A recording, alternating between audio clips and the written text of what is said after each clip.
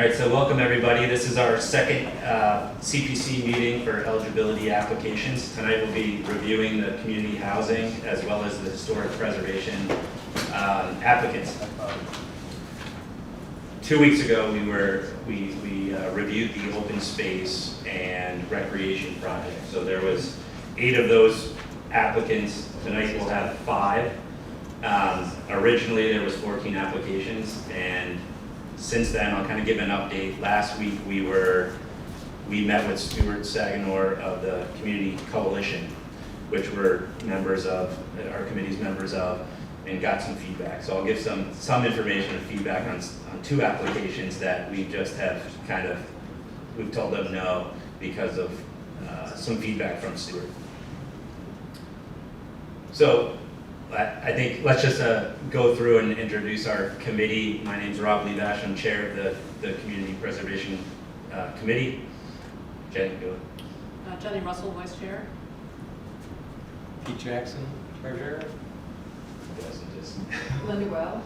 Yeah. Ted Carroll, park commissioner. Joe Duffy from the Housing Authority. And we're missing 3 members tonight. They're either traveling or not in town. So luckily we have enough for a quorum. So with that, I don't know if you guys got the last meeting minutes for October 19th, and if you guys have any discussion or are you okay with those, and we make a motion to approve those. I'd like to make a motion to approve the minutes of October 19th. 19th, thank you. Second. Okay, all those in favor? Aye. Aye. I abstain, I wasn't there. Okay. All right, so tonight I'm just going to run through the schedule and the application deadlines. I'm going to review again the application process, just some of the steps and review that process. Give a kind of committee update for the fiscal year 2023 budget, and kind of give the matrix of the applications that we received to date. As I mentioned last week, we met with the coalition, and the one project that was not fundable was the Milton Library digital preservation. And the reason being is that what Stuart said was the actual physical documents need to be preserved, and they couldn't be put to digital because it wasn't in the spirit of the CPC. And I think a town has been sued over it, and they've had to revoke the funding for it. So for that reason, it's just not a fundable project. So we asked Will to abstain this evening, and then we are going to finish up with the eligibility application reviews. Our applicants are here. It worked pretty well last time, and didn't have to put a time period or anything under it. But if we can keep it brief to around 20 minutes, I think. We kind of have a setting of 10 minutes for you guys to present to our committee, and then we'll have about 10 minutes of questions and for you guys. I have a feeling that it'll be a little bit more complicated than the applications that we had the last meeting, so it may take a little bit longer than we had previously. And we'll go in this order once we get to the slide. Georgia, you'll go first with the Spalding Garden, because I think you might have to leave early. And then we'll jump to the Milton Affordable Housing Trust, the town lockup, the Milton firehouses, and then we'll finish with the courthouse. Is that okay with everybody? Does anyone need to change? Okay, good. All right, so I know some of this may be a replay for our committee, but for all your applicants, I'm just going to go through it again just to kind of give you an idea of where we are for the fiscal 2023 CPC projects. So the eligibility applications, which everyone's filled out, was due October 1st. We kind of gave a 3-month window on those applications. We met at October 19th. We are here today, November 2nd, to review the community housing and historic preservation applications. Our committee will meet again in 2 weeks on November 16th. That is when we'll take up all the applications, and we will go ahead and write letters to the applicants to move on to the second phase for the funding applications. And I'll kind of review what's entailed with the funding application as well. And then I think we'll have a similar process that happens in the new year. In January and February, we'll probably split up the applications. And then by the end of February, our committee will make the recommendation for the projects that we'll actually want to fund. That needs to go before town meeting. Town meeting has to approve these applications. So the spring town meeting, it will be in May 2023, the spring town meeting. And then finally, we'll get to the end goal of getting funding projects. Award grants will happen in July 2023. So the application projects, as everyone did, completed the kind of first step. So that second step is the funding application. So if you are asked to submit for the funding application, we'll be asking you for specific, more detailed information. It'll be a lot more involved than the first one. So what's in that dashed red box, I'm just going to pull up because you can't really read it on that last slide. But we will be asking, obviously there's a project description, but I think what's important is the goals and how does the project accomplish those goals of the CPA.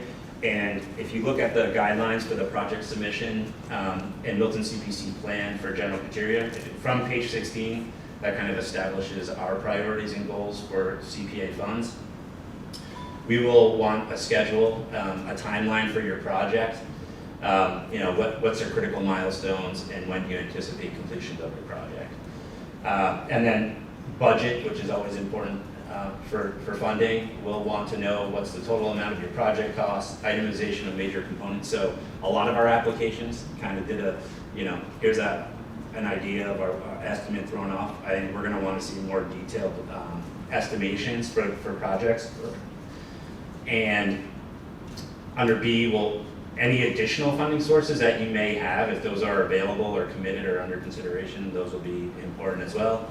And then, as I mentioned, just providing a basis for your budget and sources used in your estimation. And then lastly, which I think is going to be the most important, from November 16th until January 13th is when our funding applications will be due. We're going to need support, letters of support from either town boards and commissions. I know there's a bunch of people on our committee that represent town boards and commissions. If you haven't spoken to town boards and commissions yet, you should, and especially in your category. So if you like the historic preservation, hopefully you've spoken to the Historical Society. And so the second piece of that is Milton residents and outreach to the community. So any neighbors that are around your project, getting letters of support are going to be important for your project. And as I mentioned, it's going to be due January 13th, so it'll be a little bit under 2 months. So you're going to want to, if you haven't met with boards and committees, kind of get on the radar of them in anticipation for that, so that you could present your project to them as well. So then, just kind of going through that page 16 of the CPC plan, the CPC will prioritize projects that are consistent with the community's needs and values, are publicly visible, accessible, and generate broad benefits to the overall community. Consider environmental sustainability and practices which benefit the long-term viability and maintenance of the project, supported by Milton's boards, commission, departments, community groups, and/or the public at large. Generally supported and identified as needs, goals, priority in current town-wide planning, and built upon the goals outlined in the community preservation plan. And the CPC will prioritize projects that use CPA funding strategically. Leverage the value of CPA capital through additional public or private funds, in-kind contribution, labor, and other cost-saving measures. Address urgent needs or time-sensitive opportunities in the community. Demonstrate project feasibility with expertise, an informed budget, a project schedule, maintenance plan, and overall budget. We will favor, if your project identifies a blended project, which utilizes two of the categories, those are always favored because they take on two categories of a project. And then lastly, just enhance and provide connectivity and quality of life within our town. So just an update, and I think this is for all the applicants as well to understand, is really how our CPC is funded. Just kind of giving you an overview, we started collecting CPA funds in 2022. So the actual funds that were available to us was just roughly $753,000. The fiscal year 2023 estimated funds are just over $1 million, and that's estimated because when there's a state match this year, you're not eligible for that state match in your first year. And we should know soon, Pete, right? I think it's November when we finally get that state match. So that's just estimated for now. And then breaking out, so the total in funding, if the total CPA funds that we have collected to date is $1.78 million. Of that funds, 5% we have used for administrative funds. If you separate the three buckets, the first one's community housing, the next one's historic preservation and open space and recreation, all three of those categories, we are required to at least have 10% in those buckets. So that just evens out to $178,000 each. And then we have the 65% left in the budgeted reserves, and our committee, it's up to our committee to disperse how we see fit with the projects. And then, so the total available funds are around $1.73 million. And we should know a little bit more after we get the state match. And then I had just put down on the bottom equally distributed, because if you looked at the three buckets, and one applicant, as we know, the Affordable Housing Trust asked for a third, that would be $576,989. So where we sit today as a committee is we were given 14 applications. So what's in green is what we reviewed last time, the open space and recreation. The Affordable Housing Trust, as I just mentioned, asked for a third of the money, which is about $576,000.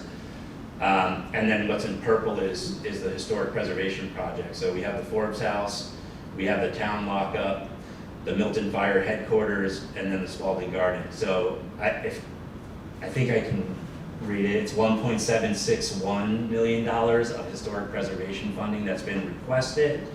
And then under the green projects, I think now that is $952,000 for all those projects. So obviously, we don't have enough funding to fund everybody with the funds we have available this year. And in 2 weeks, we'll discuss more of these applications and kind of figure out how we use what we can do for our budget. And so I think we'll have a number of questions from our committee to applicants. Some of these projects are shovel ready, they're ready to go, and some of them are just kind of, blue sky ideas and trying to get off the ground. I think just getting back, Jenny and I, when we met with the coalition, some of the questions that we had were, could you use some of the money for planning and feasibility studies? And you absolutely can. And so I think that's something that our committee should think about, because for some of these projects, especially at the last meeting, I think we should think about, just funding feasibility studies or planning studies for some of these, and then some of the shovel readies that are already ready to go. I think we got to consider that in any case. So at this point, is there any questions on what we just reviewed? If you guys don't have any questions, I think we'll turn it over to you guys to present. Okay, All right. great. So before you click over to my screen, Yeah. give me a second.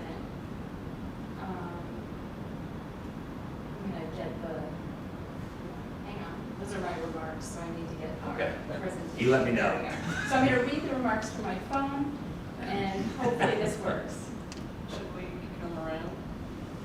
That's up to you. Oh yeah, you guys can move that. Yeah, I think at this point you can. Okay. So, did that pair? Okay, hold on.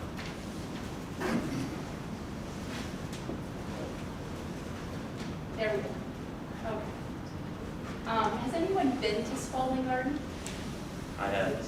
I know you have, yeah. I'm gonna face, I have a little voice, so I'm gonna come over here. Can you all hear me? Okay. Oh, there's a mic. Yeah, you can. Okay, so we have a picture of Spalding Garden here, and the garden was designed in 1924 by Fletcher Steele, as you can see on the slide. And I created a video which is going to take you on just a little tour of the garden for those of you who haven't been there. And that's supposed to start playing. There it goes. Okay. So I'm Georgia Lee. I'm speaking on behalf of the Milton Garden Club, and I'm requesting funds to stabilize the historically important masonry at Spalding Garden. To create a garden is to search for a better world. In our effort to improve on nature, we are guided by a vision of paradise. Whether the result is a horticultural masterpiece or only a modest vegetable patch, it is based on an expectation of a glorious future.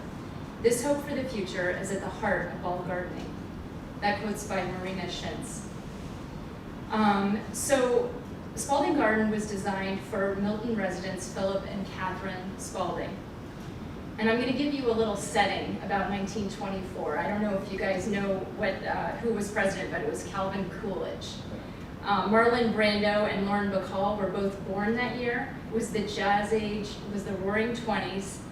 It was the age of Studebakers, Packards, Duesenbergs, Prohibition, and speakeasies.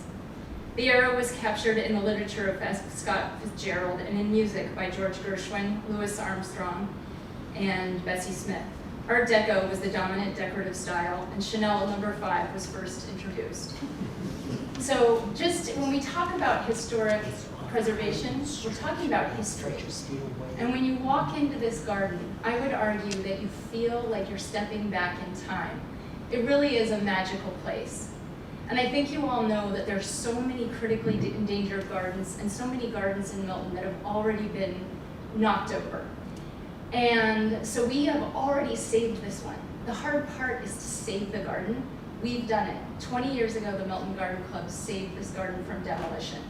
And as you'll note, if you ever do visit this garden in person, the rest of the neighborhood is where the house sat that was part of this garden, the Spalding house. So they knocked that down. They put in some very tasteful and lovely houses on Fletcher Steele Way, but we saved this garden from demolition. And so you step in, and you're stepping back in time, and what happens once you get there?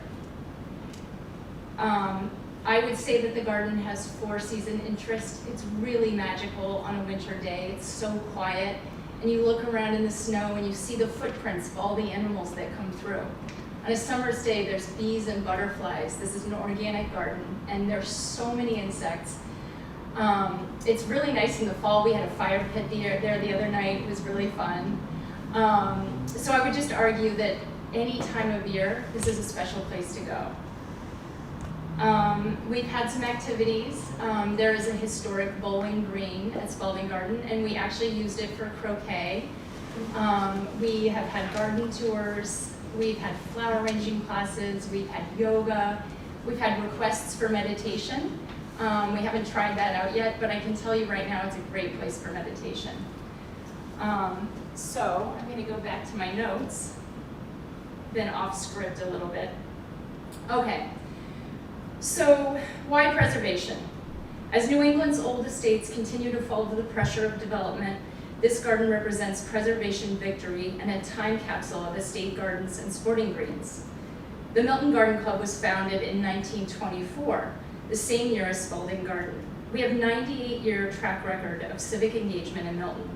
We maintain several gardens, including the beautiful garden right here at the library. Since COVID, we've offered several programs at the garden. Last spring, we hosted the Garden Conservancy's garden tour.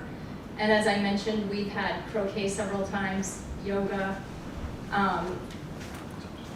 It's only limited by our imagination. If we can dream it, it can happen in this garden. So I have some good news, and then I have some more good news. The first piece of good news is that we had a mason come look at the garden, and his assessment is that although there's lots of work to be done, there's no jeopardy of imminent collapse. The walls are stable, even though I asked for a stabilization funding.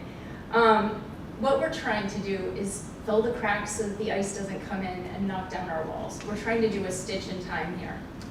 The second good news is that we're not seeking a lot of money. We are asking for $5,000. That is the least amount of anyone. I mean, most people are asking upwards of $200,000. So this is a small amount of funding that I would argue will do a lot of good in the community. We believe we are well positioned to continue to steward this garden. One thing we've learned through this CPC process, open space is a critically important resource in this town.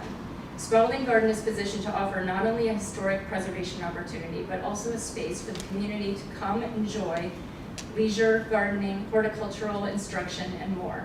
The list of things we hope to offer in this garden is limited only by our collective imaginations. And who do we do this for? We do it for the future, because this little girl was in the garden 3 weeks ago making a flower arrangement, and after she said, "When can I come back and do this again?" Thank you. Oh, and I'm happy to answer questions. So I'll open it up to the committee to ask questions. Did you have one? No, go ahead. Oh, okay. Georgia, that was great. I haven't been there, so it's lovely. Please come. It's open all the time, I assume? No, not all the time. It's, but we can talk. Lastly, one of the questions I think is sort of the public accessibility Sure. around this. And then I'm curious about, you said a mason had come to assess it, had you actually received a quote? No, so our idea about money is to ask for a little bit and do as much as we possibly can with what we're given if we're given a grant. And we spent $345 to stabilize the staircase, and it was in partnership with A. Thomas. And the guy came and he worked with me. I was right by his side, and he stabilized the stairs, and I said, well, can you also do this, and can you also do that? And he threw, because he had the mortar. And so I find that if you ask for this much and this much mortar gets made, you could fill a lot of cracks. So that's my approach, is to fill as many cracks as I can for $5,000. And this is a value proposition. So I think. Just so you all know, I keep a tight ship. So I think what's important for you to understand is that we got to be really careful that there's keywords that you don't want to put in your application, like maintenance. So This is not maintenance. Right. So I would say it's it's rehabilitation to these basic Yes. walls. Critical Yeah. rehabilitation. So I think some things that I would like to see Yes. is like actual estimates No from masons, because I think $5,000 is I'm not sure I can get a mason out to my house to fix a small stone wall. So I think your budget is going to Yeah. rise Well, significantly. and I want to point out, Rob, because this is a great thing that you're bringing up. We get this place mowed for free. Well, a lot of the resources are for free because we're a nonprofit. And so people want to support this garden. And so if the price for your backyard is X, we are a fraction of that because people want to ask for time and materials. And I don't know how you parse that when you're making an application and writing up, and we can talk about it if you're interested in learning more. But I love a tight budget. Yeah. Well, I sorry. How about just, what's the size of the park? It's not a park, it's a private garden, and Okay. it's half an acre. Half an acre. So, and so getting back to that too, Yeah. these are public uses of funds, right? So I think it's going to be the same as with the Forbes house. So if we are to invest in one of my questions to you is who owns the property? Is it the Milton Public? Is it the garden club who owns the deed to this property? Yes, and actually, we talked to the town about the deed, and the town believes we are the best stewards of the garden. But that doesn't mean we can't have a public-private partnership. And we are a nonprofit, and there's so many examples of public-private partnerships that work really well. So, we can talk more about that, and I can learn more about how that works vis-a-vis CDC. But our mission is the Garden Club's mission in general is to educate the public, do horticultural programming, and this is a perfect place to do it. And we believe we can broaden our mission in Milton with this grant. So, getting back to the whole public-private Sure. thing is not saying that you can't do it if we couldn't fund you. What we would have to do is put like a deed restriction on the property that says, you know, that there's an interest, a public interest in it, so that it would have to be a partnership for us Sure. to use public funding Sure. for it. And so that, even with that in the case, like, you know, I think $5,000 is a really small amount on the budget, so it would be helpful to see like actual budget numbers that come back to see Sure. what that is. But like you said, I think there's definitely ways, if there's people in town and contractors that are willing to give some of their help and whatever, then. Yeah, we are seeing people lean into this. And so the question is, how do we make it make sense for the town? Because it is a town, we see it as a town resource, and it's certainly open space. And so how do you bring the public in, and how do you engage the public? And we want to do that. But, Does go ahead. anyone else have any ideas? I do. Yeah, Pete. Georgia, I've been out to the garden several times from Yay. when it was first acquired and seen progress over the years. I think the Garden Club has done a fabulous job, and I think this is a great project for the kind of thing that CPC wants to do. I also worry about the budget, and I would rather have you ask for, you know, get some real prices from somebody, and I'd rather have you ask for the amount needed to get this project done correctly, rather than, you know, only be able to do patch on part of it and things like that. So, and I would be happy to entertain a higher number based on, you know, real numbers from somebody. And I think that's perhaps your challenge in the next phase. If we invite you to go forward for a full proposal, I think the challenge is to get a real assessment of what's needed in the masonry, what it will cost, and then if you decide to only go for part of that, that's fine. But I would encourage you to, you know, base it on some real numbers and do what needs to be done to put this piece of the garden restoration behind you. Okay. What I want to do is take the money you give us and blow your minds with how far you take that money. But I haven't heard any other applicants say that, so that's. I mean, what- I'm with Pete. I think, you know, I want to see the project done right and well instead of like, you know, I think it would be really important to get an actual budget. And I think in the industry that I'm in, I mean, we all talk about inflation, right? I told the big last, you know, the last meeting, we've seen construction costs go up 35 to 40% in the last 2 years. So that's just across the board. So I look at the 5,000 number and it seems very, very, very low.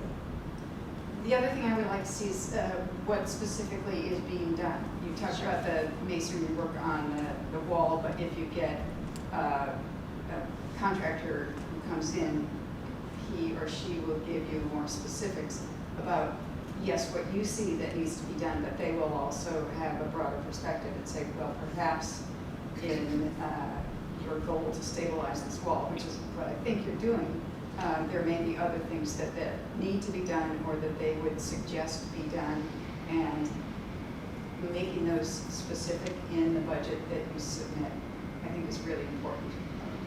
Thank you. I think we just would have a question going back to your board to ask about the fact that, looking at the title, is their property already subject to a restriction that restricts the use into gardening? If it isn't, that may be something that we'd want to see put on record. I have in the deed return here, for funds. so I can look. I'm not sure if, I know we do programming at the garden, so, That was just going, question going back to your board. Sure. Because, as I said, well, this. I'm on the board. Yeah, the CPA money, we tend to sort of say, it's a real estate-based tax. And so we sort of get a real estate interest in return for the money that we grant. Sure. And so that's the question going back to you folks, is what would you be prepared to perhaps do to protect public access or public use? Okay.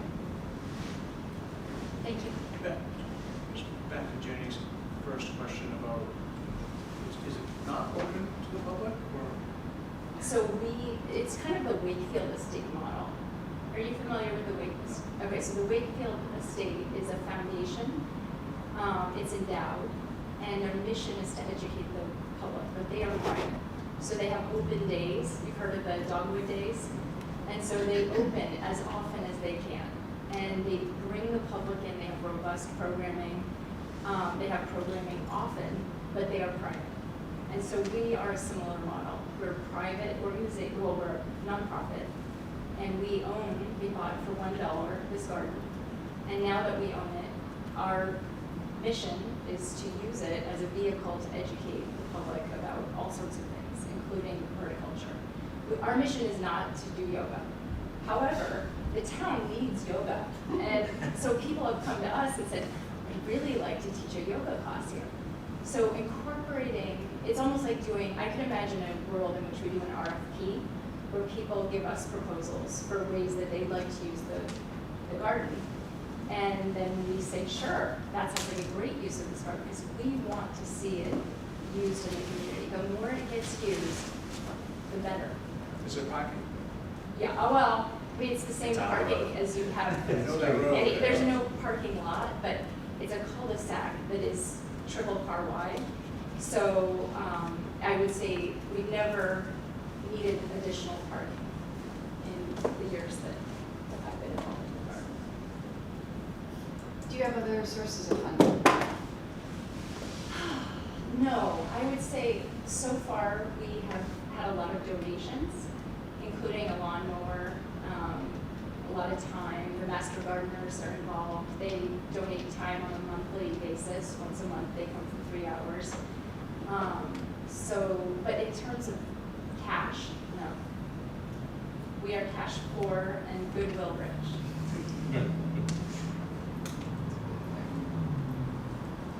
Does the committee have any more questions?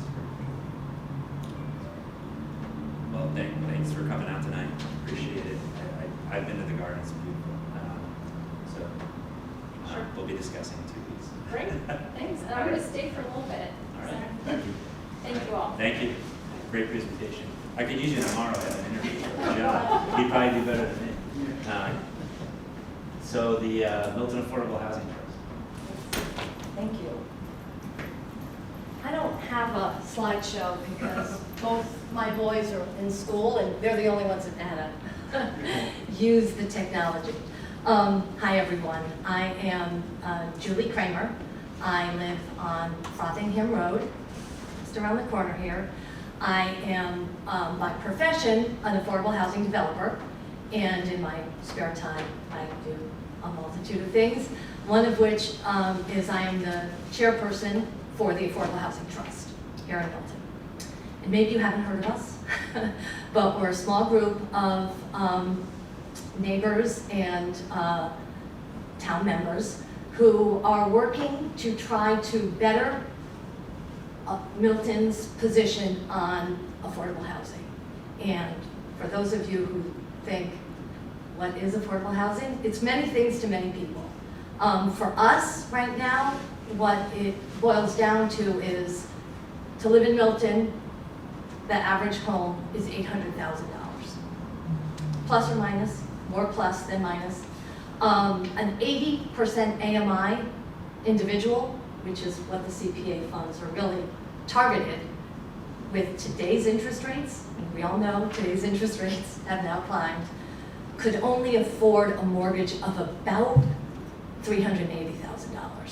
So that delta, that $400,000 delta, means that folks can't live here, right? Who don't make $180,000, 180,000% of AMI. So we are asking for a very large amount of money. I completely agree. It is a significant percentage, 33% of the funds. Affordable housing is entitled to 10% of those funds, right? So we're asking for 3 times that amount, 4 times, 5 times that amount, 4 times that amount. A little more than 3 times. A little more than 3. I'm really good with numbers, That's okay. believe me, but only when it's, affordable housing. So why are we asking for so much? And that's a good question. Well, one of the reasons we're asking for so much is because we as a town have to signal to developers of affordable housing, to developers who want to reach the affordable market for folks who can't afford to live here.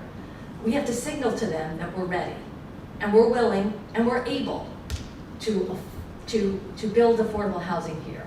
And it allows us, as a town, and as a CPA, and as an Affordable Housing Trust and the CPA, to have some decision-making in what gets built and how it gets built, and the energy efficiency of what gets built, and the look and the feel of what gets built. So we can be at the table. It takes a lot of money, right? I just gave you an incident where it's $400,000 delta.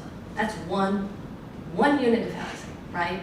What the CPA funds into the Affordable Housing Trust allows us to do is leverage those funds.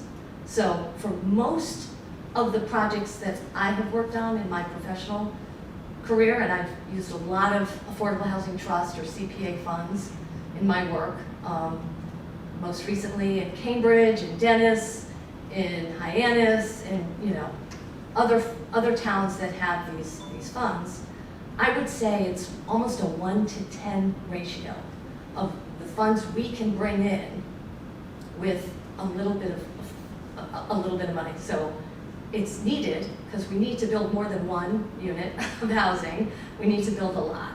And if the Affordable Housing Trust isn't well funded, folks look for that. It's the first thing they do. They say, okay, Milton, you're ready to help me build affordable housing? Put your money where your mouth is. And that's why I'm here. We are working on an RFP, what's a request for proposal, for a project on the Poor Farm, which is no longer poor, but it is still up. For those of you who don't know where it is, it's the Woodlot Road, the new Woodlot Road, where there's homes that have recently been built. It's a little over a 3.5 acre buildable lot up the road from here. And our hope would be that we could build some affordable housing there. And it takes dedication and funding and trust. And we're hoping that by allowing these funds to come into the Affordable Housing Trust, we'll signal to developers that we know there's plenty of to build this housing in a way that keeps with a Milton tradition and establishes homes for maybe some of our neighbors, maybe some of our parents, maybe some of our kids or grandkids. I don't have any grandkids yet, but I'm waiting on them. So thank you all. I'm here to answer questions. All right, thanks. I'm actually going to put up your work plan. Okay, your great, goals. great. See if I- No, I'm short, and so you can't see me. And I have a loud voice, unlike you. So. I just didn't know that was- Inside. Let's see if that comes up right. So I know you mentioned one project. I just want to bring this up because you put it in. And you had, so let me bring this up. Your work plan. Yeah. Of course, you can't really read it too well. I've got it right here, but I can, So, that's better. is that better? You Yes, can read it? very better, very much Okay. better. So, I have a few questions I'd like to start off and go ahead and ask I'm just curious to know with like the town farm property and the RFP that you've worked on, you're working with town planning on that? That's correct. So, Where are you in the process on? great question. So MHP, Massachusetts Housing Partnership, which is a quasi-public agency, has been engaged by the town to develop the RFP. And they've done them all over Massachusetts. I've responded to many of the ones that they help towns develop. And so in that RFP, there will be, ideas for density, the number of units, the population served, the accessibility, requirements, the energy efficiency requirements. So that is with planning, with the town. How much does that something like that cost? You must have a set budget for this RFP for the planning So study to do. what typically happens with MHP is they charge a very minimal fee. It's, you know, in my experience, I don't know, because, you know, that's with planning, not yet with us. In my experience, it's been about $2,000 for MHP to put the staff on that. And typically, if an RFP, if a developer, you know, gets selected for the RFP, sometimes they rebate that money to the town. But they need money to build, right? That's what they need, the capital work. And so that's why they come to the Affordable Housing Trust. Okay. So then, I'm just gonna jump onto like the next one, because you have Sure. you have a lot of goals here, and a lot of questions. The We have governor. a lot of work to do, that's why we have a lot of goals. Well, the Governor Stoughton Trust, you said receive funding from the Governor Stoughton Trust, which is a separate account that comes to the Affordable Housing Trust, or is it? No. The Governor Stoughton Trust is a trust that was established, you know, by Governor Stoughton. It's that land that I was talking about. It's the farmland. It's the poor farmland. So Governor Stoughton had this farm. He invited folks who were indigent to work the farm, right? That's what that intention was. There's farms like that all over Massachusetts, and I've built on a few of them. So I guess what I'm curious about knowing is if, We haven't received any funding yet so let's say, from them. okay, you haven't received funding for them, but if we were to take CPC funding and give it to you, that's not going in the Governor Stoughton No. Trust. The Governor Stoughton Trust is a separate trust. We have requested funds from the Governor Stoughton Trust as well as CPA. At the moment, the Governor Stoughton Trust hasn't funded us. There's a little bit of a legal discussion going on because the Governor Stoughton Trust isn't quite there. It's a big legal discussion. It's a big legal discussion. I like to say little, but it's a big legal But discussion. I guess where I'm confused is you say like, and maybe that's separate from CPC funding. It's completely separate. We're asking for it. We may never receive it. Okay, so it's just a different bucket. Totally I'm different just bucket. curious, I was just curious, It's a because like completely CPC. different bucket. Okay, Yep. and then I think there's a number of things on here that you're looking for, feasibility study and planning studies, and so I'm just curious, like what is the budget of all these pieces? And then I know that there's like lofty goals, but like what is the down payment assistance fund, and like how much do you have operations, and do you have a set aside funds for that, and what does that cost? And Well, we don't have we don't funds know yet. because we don't have because you have no funding We right can't, well, we do have funds in the trust, and the large majority of those funds were brought in because of the two units of housing that were sold on Church Street that were actually part of the Woodlock Road. And when those units were sold, the Affordable Housing Trust actually got the funds that were paid into that to buy those units, right? So And how much was that? Do you know that if was, it was 5 million. about, no, nothing. It was about $380,000. Go ahead, Pete. I think maybe I can help clarify for you. You're trying to find out where the CPC money is going in this whole thing?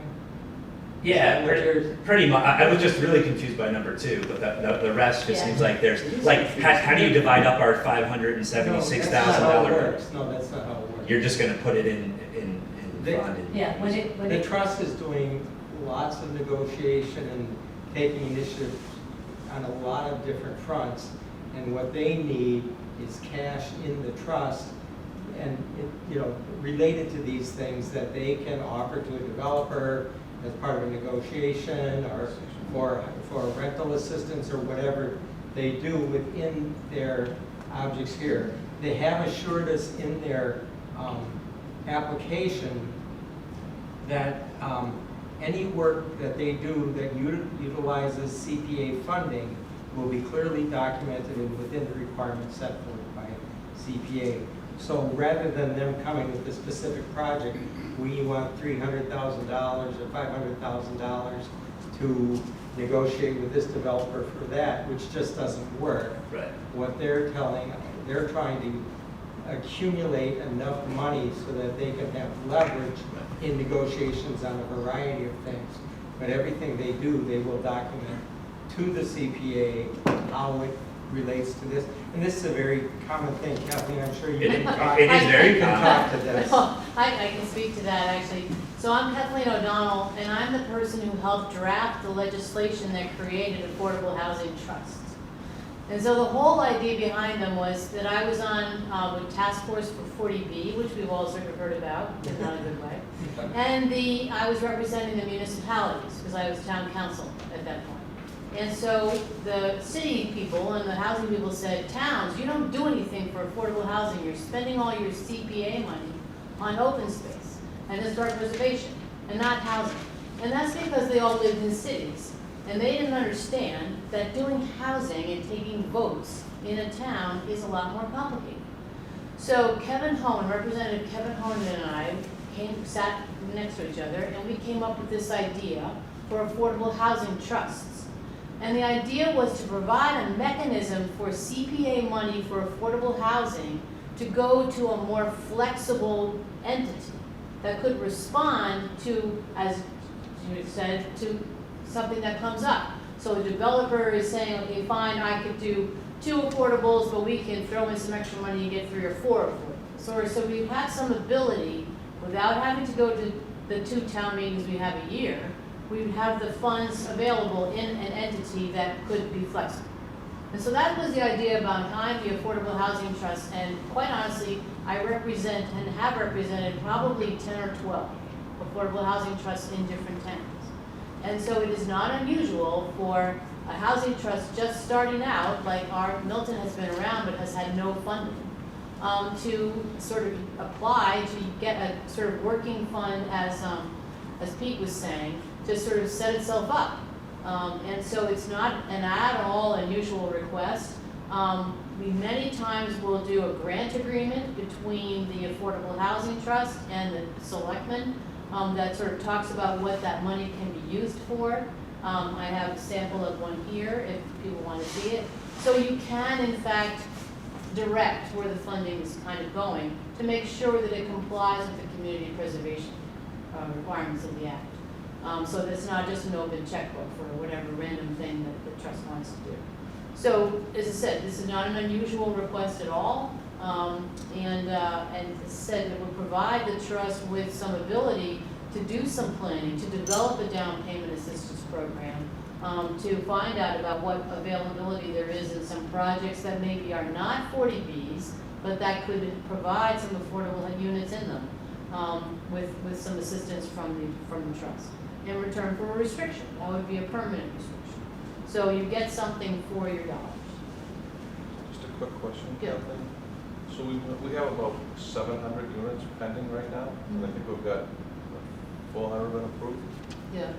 Could this money be used towards buying down the SHIs for those? Well, it won't really matter, because all those 40Bs count towards the They're SHI. required. No, but except the affordability, not the, it doesn't Right, answer the except money, for- it doesn't except for answer the the money. first one, the rent. And that's, to me, is the It big could, issue, it is the could money. provide, you could get, say, because right now, all they have to do is 80% of area Right. median income. The trust could participate, as Judy has another project, to buy that down to 60 or something Yeah. lower. I mean, it's very likely that we're gonna be in safe harbor for a little while here, and there may not be any new home. May not be any new application, that would be the, I just, you. Yeah, and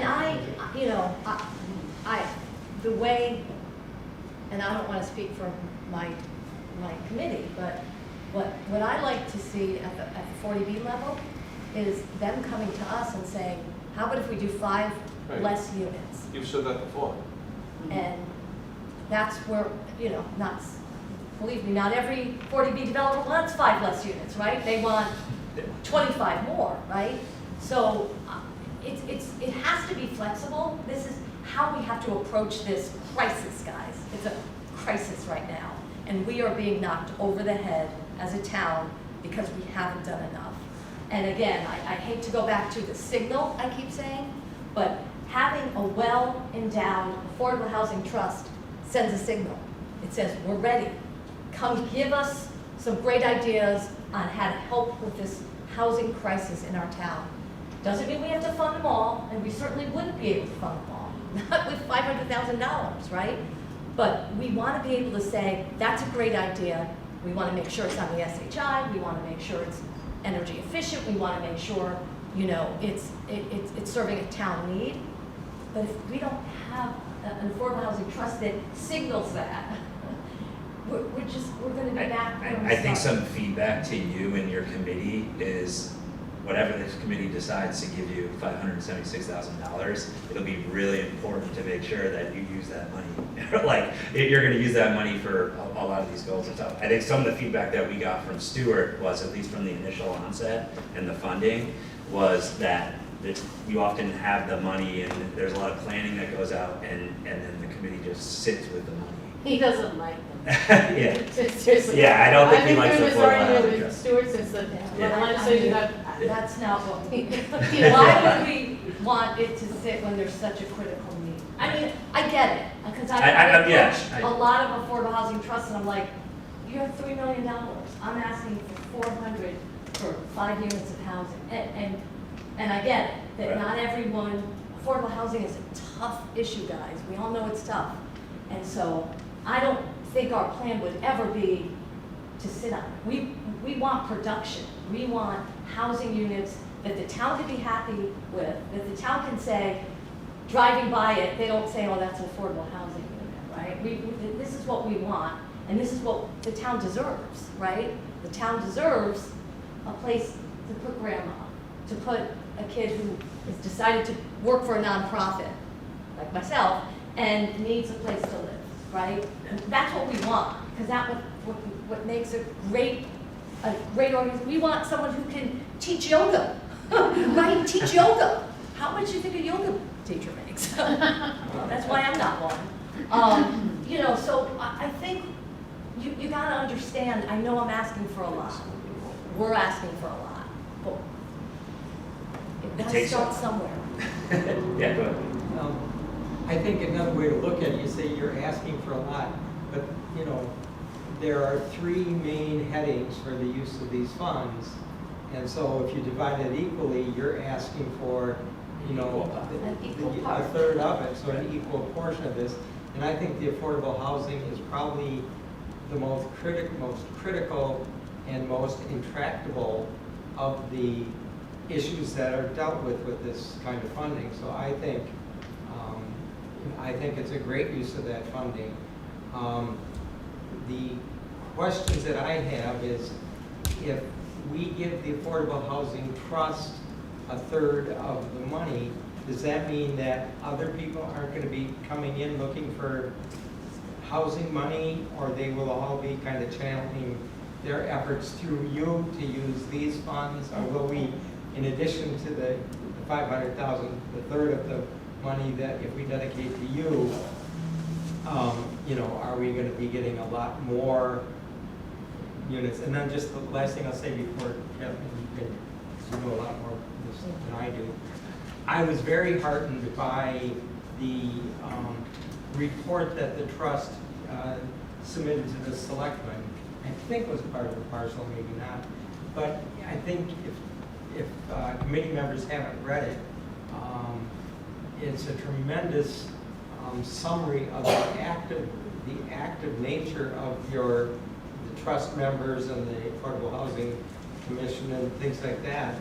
The work that you're doing is fabulous, and I think it gives me trust that you would handle the money, you know, sensitively and correctly within the guidelines of CPA. Kathleen, I just wanted to say, in answer to your question, I have a project in Weston that's being done with Habitat, and that's being done with the Affordable Housing Trust, which is lending money to Habitat to build a duplex. But the source of that funding was CPA funds voted at town meeting and then transferred over to the trust, along with Right. the parcel itself. It was a tax title parcel. So the town is using the trust as the mechanism, as I've said, for a habitat project in Weston.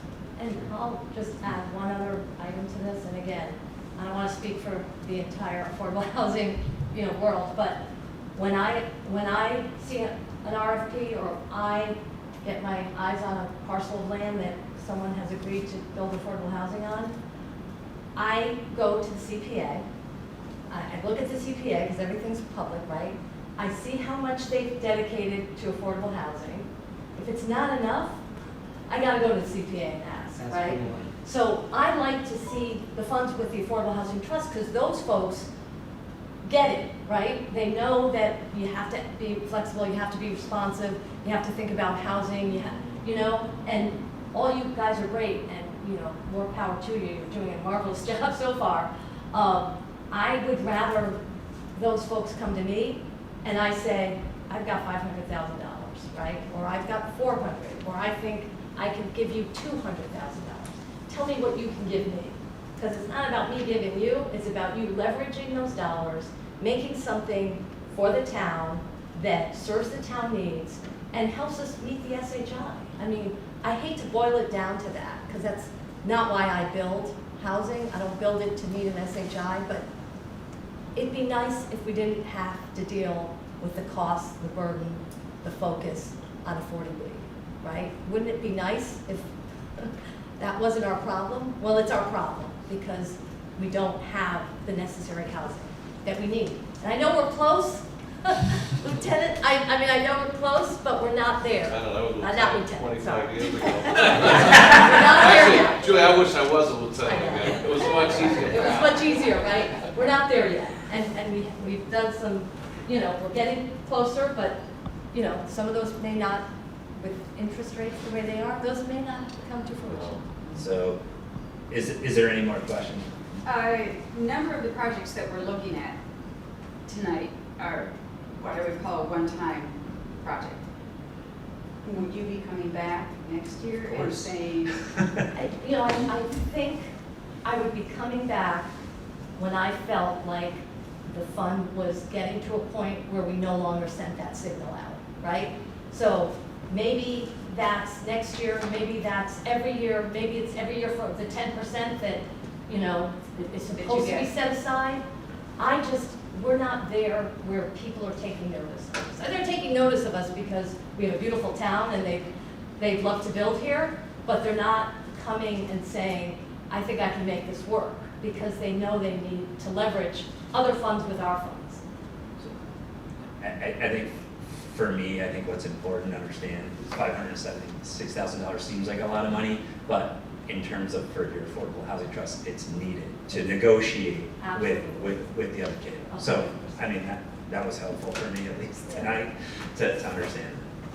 Go ahead. Yeah, to Linda's point, I think one of the things that caught Stuart was the word that there would be a request for an annual gift for this, like annual contribution, which of course he was like, Well, that would, you know, I think, I didn't, you know, it wasn't an annual of 33%. I'd love that, right? But I think, you know, 10% is what's, you know, should be set aside. Well, I think, year to year. I think also in your early application, it said 2,000, you know, the next 3 years for 33% or whatever. And I think, you know, it's good to look at this year and the 33%, and then next year maybe something else, you know. And our committee may be different at that time too. And so every year will be another ask. And you know, the flip side of this is Cambridge, the city of Cambridge, does 80% of their 80% funding immediately. goes to affordable housing. So it's not like there's not examples of No, other towns there's a lot that of put a other whole towns. lot of funding into affordable housing. So I think for me and the committee is we got 14 applications here, Yep. and you know, I think in 2 weeks we'll have, you know, we'll obviously have some more debate on this, but I think it's pretty fair to ask for a third out of the 3 buckets, and you know, with the applications that are here. Just 2 other quick questions. Is there any paid staff for the trust? No, we're all volunteers. Okay. And is there a And if potential? anyone wants to join us, Is there a that's all. potential just for a conflict of interest, given your personal interest in development? I would never develop in this town. I will never develop in this town. She knows I how love this frustrating town, it is. I would love to do, the company I work for does incredible work. I can point to, I've always felt that I have to serve, my purpose here is to bring others in and and I know there's plenty of other affordable housing developers, many, that I would love to come into my town. Because I know they do great work. The company I work for is called Preservation of Affordable Housing, POA, and I just wouldn't, I wouldn't. Any more questions for the committee? Well, thanks for coming tonight. Thank Thank you you. all very much. All right. Town lockup. Who wants to take it? Let's go. Oh, you can go, Steve, you can come up too. Whatever. I'll start, you better come up, because you're gonna talk. You start, I'll jump in. Okay. I'll be quick. I won't do, because I was told, Tim and Josh told me it was 5 minutes. I can do 5 minutes in my head standing. Good evening, my name is Richard Wells, I'm a member of the Select Board, I'm also the chair of the Napontet River Milton Landing Subcommittee, which is an offshoot of work of the Master Plan Implementation Committee that began in 2014. Our committee's been in place since, well, way longer than we thought we would be. It's about 2018, 2019. With me is Bill Ritchie, who's the Director of Consolidated Facilities. The long and the short, the Milton lockup, which became the Milton Police Station and became the Milton Police Department in 1890, but I think we occupied as a watchman service. I guess I can speak to that since I was police chief for 10 years, and my father, who came on the job in 1949, but he didn't even work in that building. That's how old, that's how far it predates him. About 1880s, it was the Milton Watchman Service, became the police department in 1890. It's about the second oldest, it could actually be the oldest, I'm not sure. I'll let Steve address that when I'm filling what I forget. It has been the tenant of the Milton Yacht Club for 50 years, 50 plus years.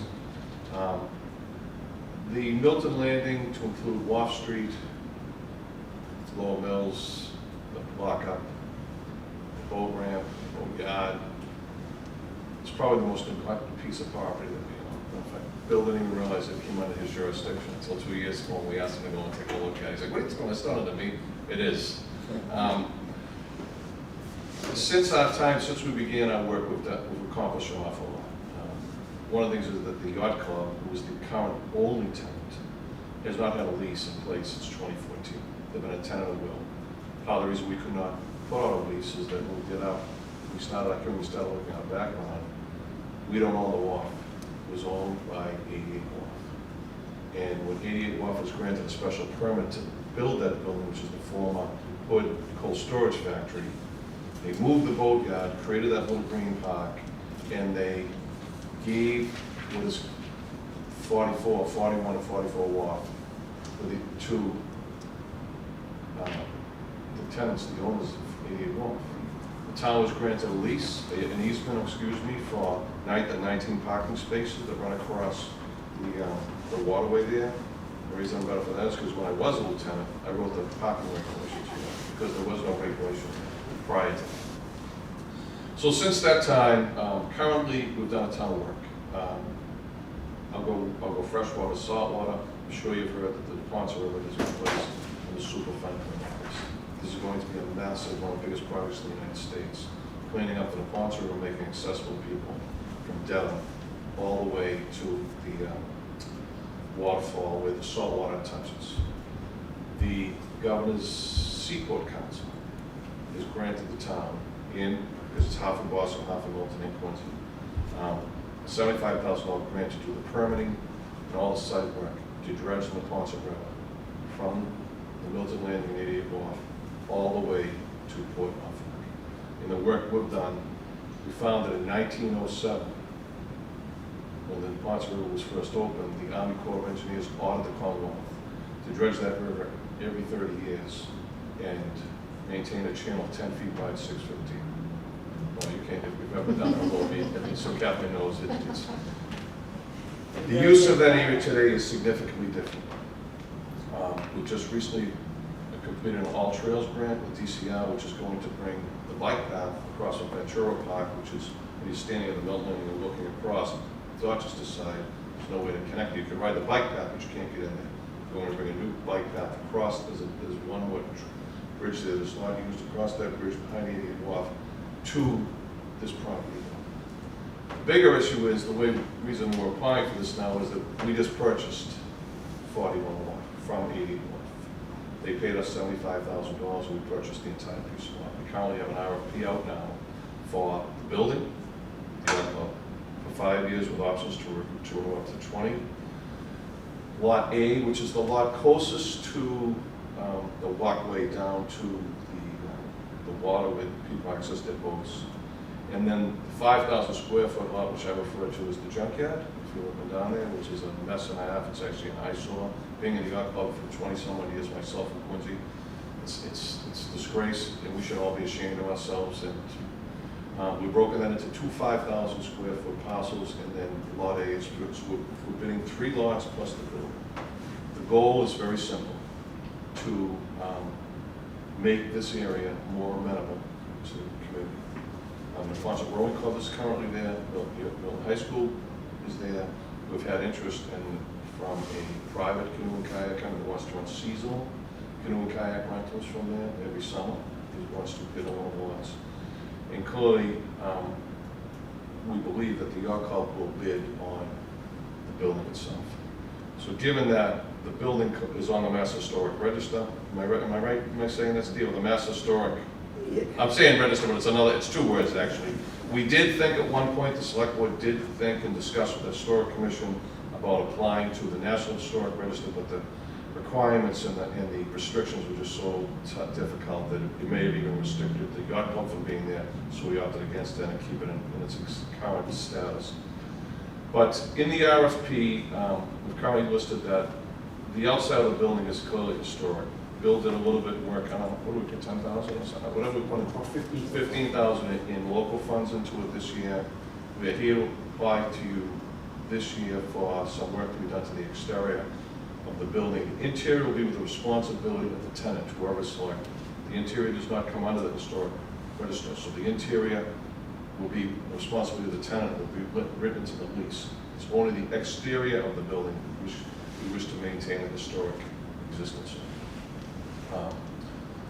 So I believe this is a one of a 2-part thing, and I don't see any other part of this us applying to you for. We are going to apply for up to $1 million of direct money, 3 committees, to the Seaport Council. We are also going to apply for a new public boat ramp.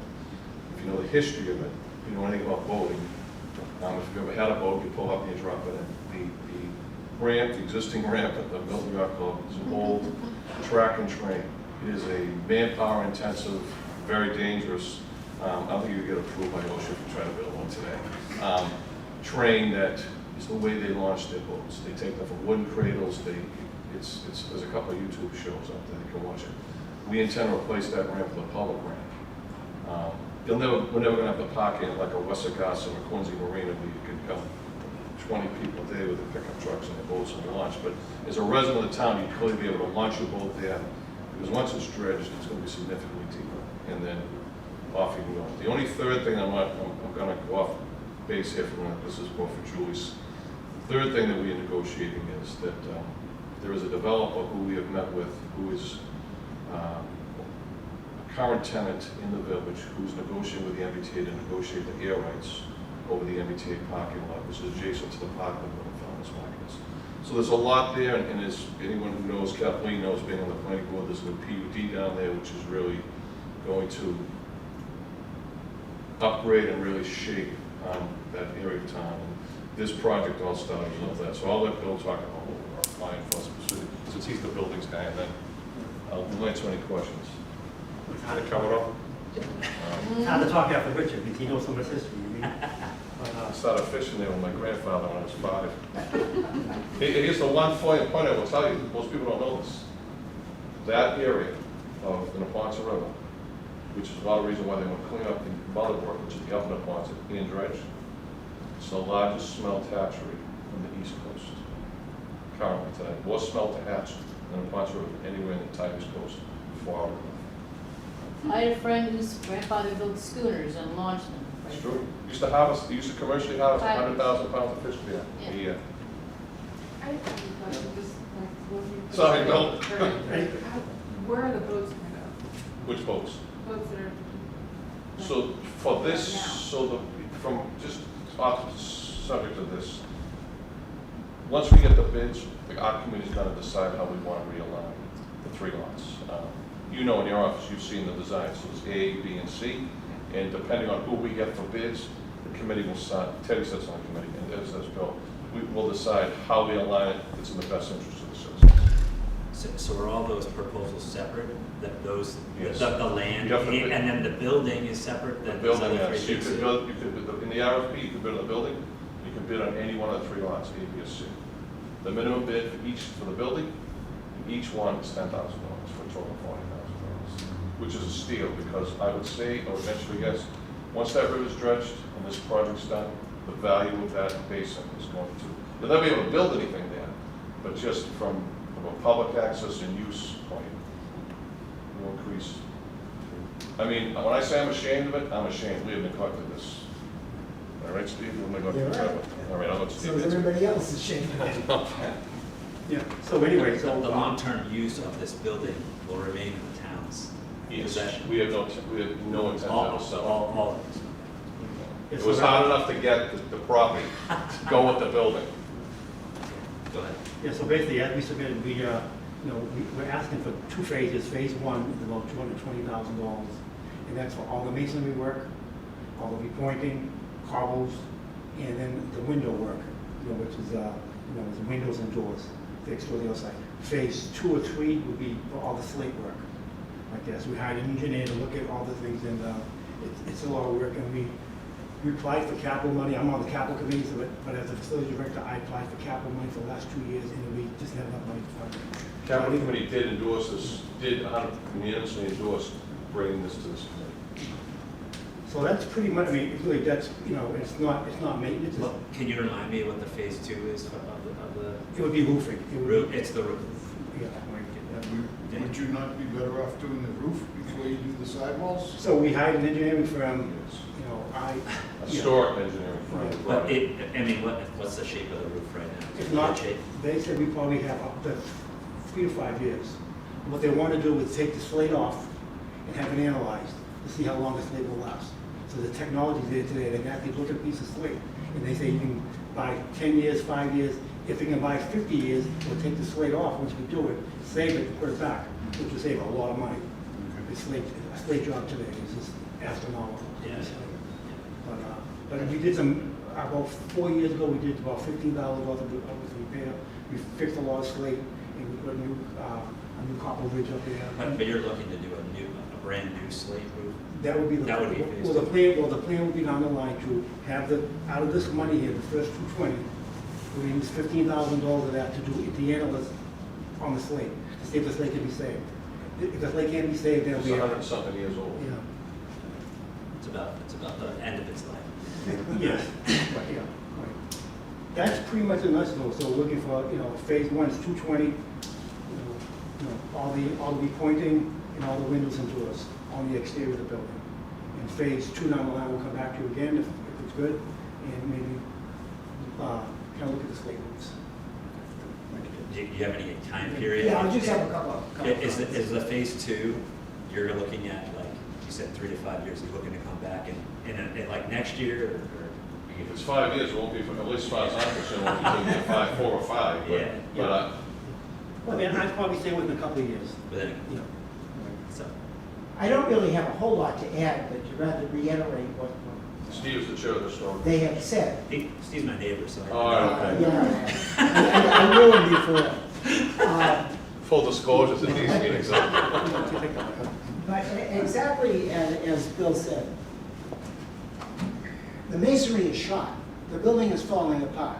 The water's getting in behind the bricks are pushing out.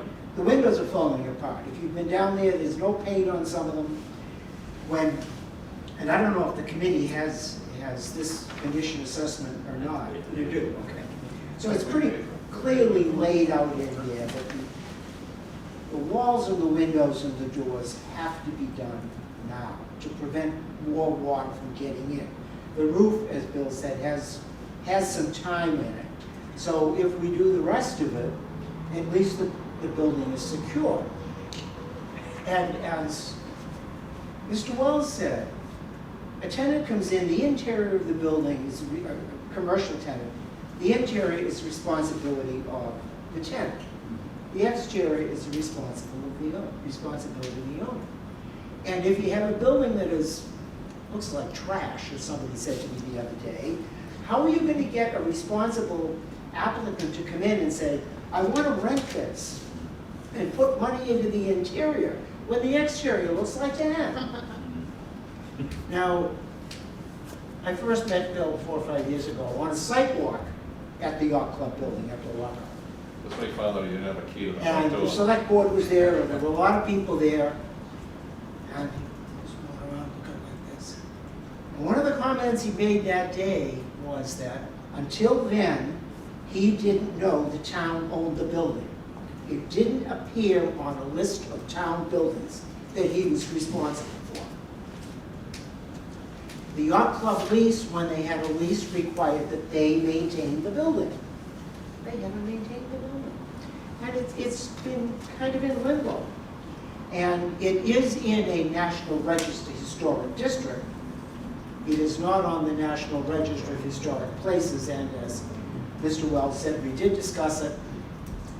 There are ups and downs. The big up is that if it's on the National Register, you're eligible for state grants, matching grants. It's not on the National Register, so we're not eligible for those grants. It does put some restrictions. One of the things they want to know is what's the interior like. Well, there are vestiges of the old jail cells on that trashy side of the building. The 4 little cell windows are still up there, up at eve level. But a commercial tenant is going to come in and do what he needs to do on the inside. The building was indeed built in 1884. Depending on what records, town records you look at, it's the 3rd oldest or the oldest. They say that the chemical building is older. The chemical building in the powerhouse is older, but late 1800s. Who's going to argue about a couple of years? Who knows what the chemical building is? Well, Bill, Brian does. Brian does. I don't really have anything to add, just kind of re-emphasize. Thank you. Is there any questions from the committee? Jenny? Well, again, something that Stuart sort of emphasized with us was the difference between maintenance versus restoration. Right. And just be clear about that approach to this project. As in, I think Josh mentioned this to me, as in preferably maintenance versus restoration? No, you basically, you can't Maintenance. fund maintenance. Okay, so But restoration, right. this project wouldn't be maintenance, it's like full restoration this is of not walls and maintenance. So for basement. instance, so the windows, they need to be replaced, but can they be restored Yes. to their historic Yes, nature yes. versus just being put in a vinyl window? Yeah, I think some of the details, like as you get into this, and Steve, I'm sure you know, like it's whether you replace the windows and what type of windows are you putting in, and are they historically significant? What's interesting is this most recent survey suggested replacing the windows. Prior surveys that you had done a couple of years ago, Westmill Preservation specifically specified restoring, rebuilding and restoring. So, I mean, you can do either, Jenny, with the preservation. I mean, so I just think whatever replaces them should be historical, because it's a historic preservation. So, No question. Just in closing, Bill and I both saw capital. We realized that this entirety of this very neglected piece of town-owned parcel, which has been, and when I say ashamed, I'm ashamed, because it is truly a jewel of this community. People love to use it for pictures, well, that photo, this and that, but they don't, they take the beauty picture, they don't take all the neglect that's gone with it. So we've been pretty, we've met with everyone, we've had meetings with Boston, we brought everyone in, even, I was going to say the next lieutenant governor, but we haven't voted yet. Kim Driscoll, when she came here to visit, she and I both had talks about, I talked with her just as she had talked to me at Coke about that river. If any of you have been out on that river, it's absolutely magnificent. And that, we want to make that waterfront as accessible and open to everyone. Whether you want to just go there, we have 3 bald eagles living in that river. If you'd have told me, my grandparents lived where Shaw's is now, my father grew up there. the bald eagles would live in the town of Milton, on Quonset Basin, I would have said, you're crazy or you're a crack, one or the other. Well, that's probably saying that, but just, it's absolutely magnificent. And we're 4 years of working to get to this point now. Well, people have paid attention, and we've gotten on some, I mean, the Lieutenant Governor just came to visit, because she wanted to see it when we applied for the All Trails grant. She actually came and made it work. So, go I ahead. think, I mean, just in terms of, you know, I showed the budget early on. I mean, I'm just curious to know, like, from the Historic Commission, like, what are the priorities for the town? Because, you know, we have to give, you know, around $570,000 if we were to equally distribute the funds. And so there is a large amount of projects and stuff that are in town. So I can name 2 town projects right now. The one is the fire building committee that will eat that whole budget. And then there's this one. And so, I mean, you know, I think it's going to be difficult decisions for our committee, so it would be interesting to know, like, what the Historic Commission. You have to take it all in 1 year, Brian? I think you spread, So one thing that I would like our committee to maybe look at, and why we have a selectman here and other people on the boards and commission, that I do think it's possible that this committee could bond a project. And what that means, if it's a public project, for instance, the fire building could be a good project for this committee to look at, to bond. And when we met with Stuart, he suggested as much. I think there was a lot of support for the CPA with the fire building committee. So whether or not this committee wants to go forward and do that, I think we should. Obviously, it's a discussion in 2 weeks, but I think it's a possibility for us that's on the table. So I don't want to speak for the returning town accountants, but the prior town accountant who departed, Karen Burrell, she had the same feeling. She felt the same way when we talked about this. So I mean, I think it'll be a bigger discussion in 2 weeks. But just so everyone, like, if it's a publicly funded project, we bond for the project, and you can stretch it out over a number of years. Obviously, a certain percentage of our funding would go to that. But it does require a 2/3 vote at town meeting, which is a high bar. So that's why I think it'll be a big discussion. But things like the fire building or this building may be something that we would consider. Rob, to that point, just curious if, in this particular case, if you didn't get the 220, where would you come up with the difference? Is there would you go back to the town? We'd have to go back to capital, we'd have to apply to capital again, but now it's been taken off of capital, move to this, it's gonna roll down. Because when in capital, we address everything. So like this year, what we try to do is we try to fund every department's priority one, their first request. And then between ARPA, some leftover cap state money, I don't have in front of me all of it, we funded as many of the other priority ones as we could. And then I believe this is the only one Karen recommended, because she realized right away, because she handled CPA in Brockton, that we bring it in. Maybe have to go back to the trough. We'd have to go back and start over. And I also felt, so when I, at the new town administrator, when I sat down, I actually put it back on capital as a double, as a backup, because even though if you don't get the funds, I want people to know that this is what we're looking for. And another thing people don't understand, we have $400 million worth of assets in this town. I get about $500,000 a year to maintain them. Totally absurd. $400 million. So just think of your own house, how much money you put in your own house. And it's like, we're falling behind. And I tell people, if you don't repair it, you gotta replace it. And a repair job that costs $1 million to replace is gonna cost $10 million. So I always try to, this is a small, it's not a maintenance job, it's a, it's a major repair job, but it's because we kind of neglected doing the ongoing repairs. So I'm chair of capital for full disclosure, so I'm like, but I would have never thought of it. It was actually Karen's, because this is our first year in CPA, so I wasn't even really. When you're in capital, we have so many. It's amazing how much pressure is on. I mean, Bill's right. I mean, it's one thing to build schools. It's another to take care of them. But it's a ton of pressure here with how much we have. So, but this is the only project we pushed that we recommended to CPA, and that was Karen who came with that idea. But the last thing I will say to you is this, and this is the part I'm most ashamed of. In 30 years of leases, think I looked at 30 years of leases. That's how you're gonna, many parks in there. 30 years of leases, every dollar rent collected was to go towards parks and children of the town. How much went there? Yeah. Not $1.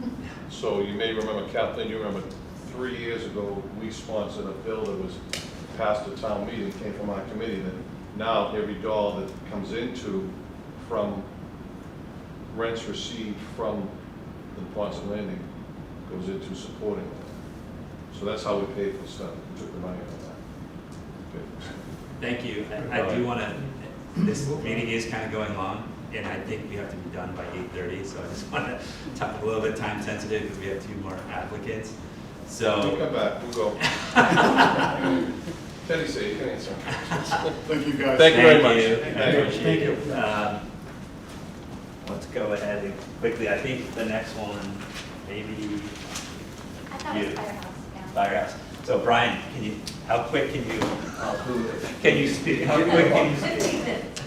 So, well, a quick question. When I came in here with my computer, I Yeah. noticed that the Wi-Fi, one of them said, as an option, was the screen in this keys room. Yeah, you If I- can. If I select that, will I be up there? I just gotta push this button, wireless display, and you should be able to.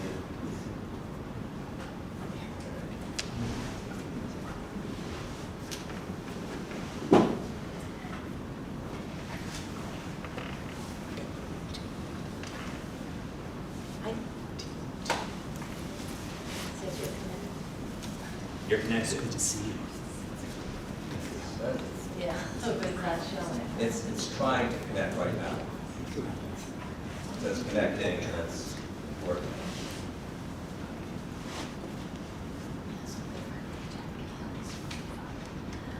Oh, while that's doing that, just by way of introduction, my name is Brian Walsh. I'm chair of the Fire Station Building Committee here in the town. We've been a committee now active about 5 years. I prefer to disconnect and I speak to you all right from my chair, and I'll be pretty loud. I don't often get accused of being soft-spoken, if that's okay. That works for us.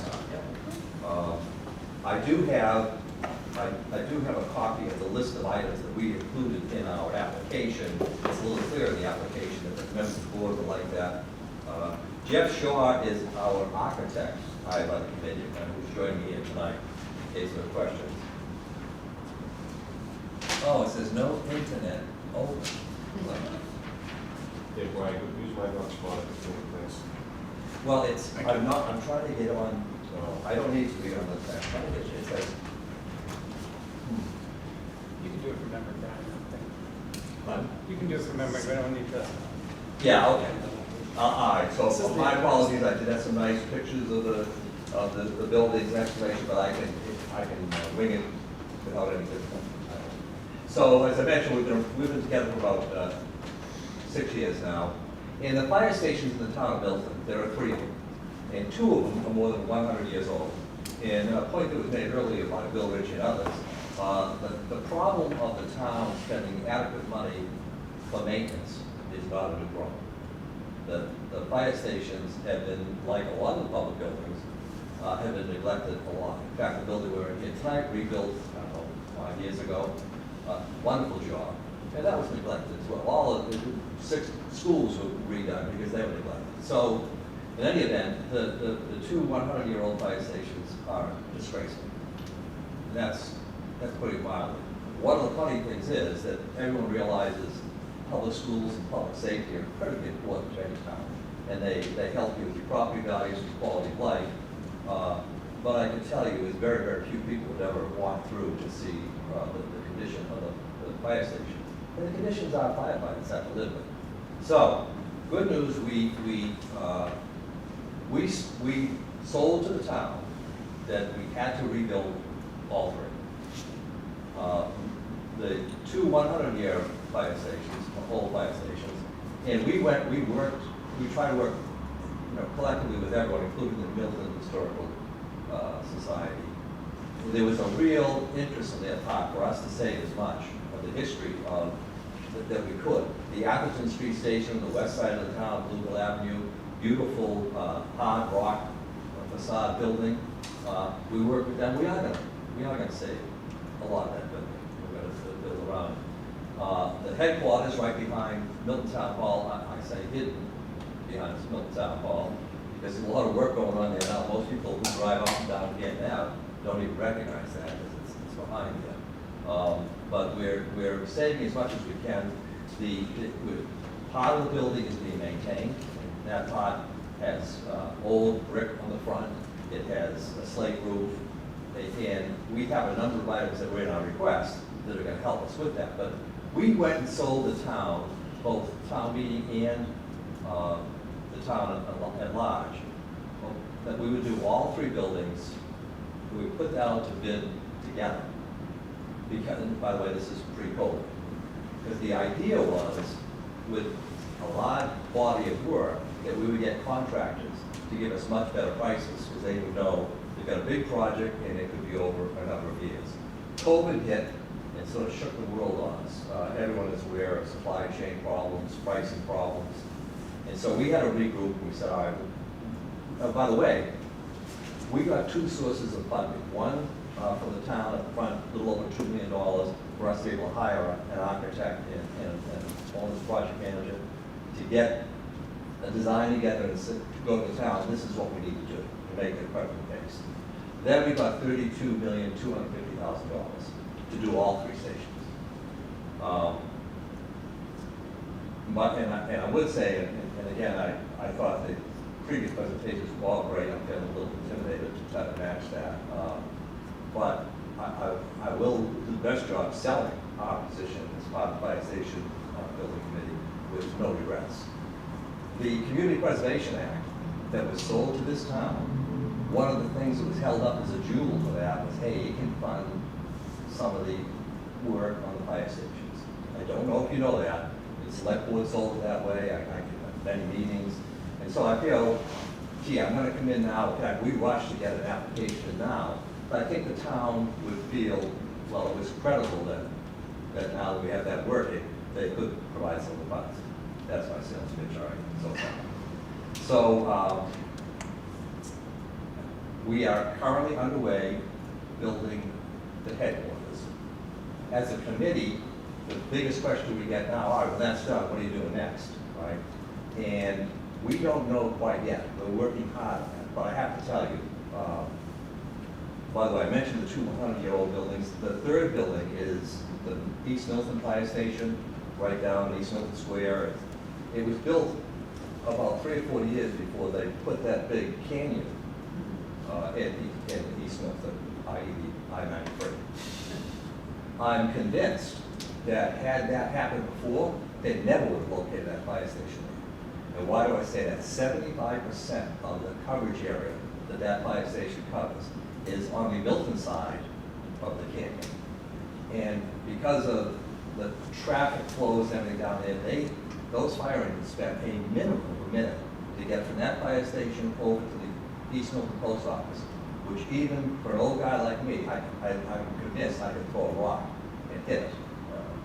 And they might spend up a minute and a half, depending on the time of day.